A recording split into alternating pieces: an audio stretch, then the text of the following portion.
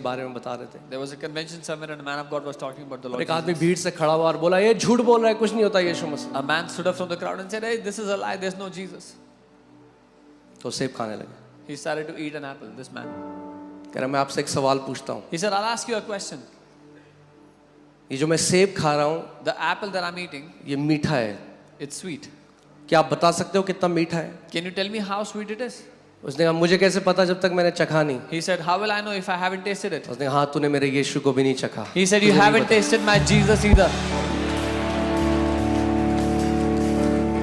Bible कहती है चख के देखो कि वो परमेश्वर शहद से भी मीठा है। The Bible says, "Taste and see that He is sweeter than honey." Hallelujah,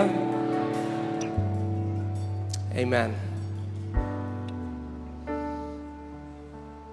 Every agnostic or atheist, when they came to prove that Jesus is not real, end up surrendering their life to Jesus. हर कोई व्यक्ति जो परमेश्वर को नहीं मानता था और ये साबित करने के लिए आया परमेश्वर नहीं है, उसने यीशु मसीह को अपना जीवन समर्पित कर दिया जब निष्कर्ष निकला। तो एक famous atheist guys, if you can find it online, उन्होंने बुक लिखी है गॉड इज नॉट रियल। पहली बुक लिखी थी, अब प्रभु में आ गए तो नई बुक लिखी है गॉड इज नॉट को काट के गॉड इज रियल। आमेन। मेरा यीशु जीवित है, वो जिंदा है। My Jesus is alive, He is living.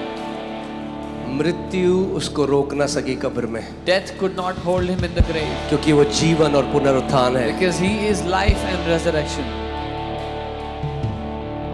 Hallelujah. Hallelujah. वो मर नहीं सकता था। बाइबल कहती है वो इसीलिए आया कि मृत्यु के द्वारा उसको हरा दे जिसके पास मृत्यु की सामर्थ्य है। He could not have died. The Bible says He came so that through death He would defeat the one who has the power over death.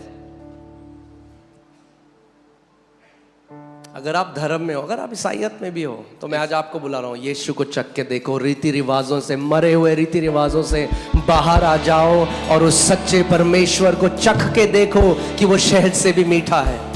If you are even in religious Christianity, I'm calling you out of traditions and customs and I'm telling you, taste and see that Jesus is sweeter than honey. Amen. Hallelujah.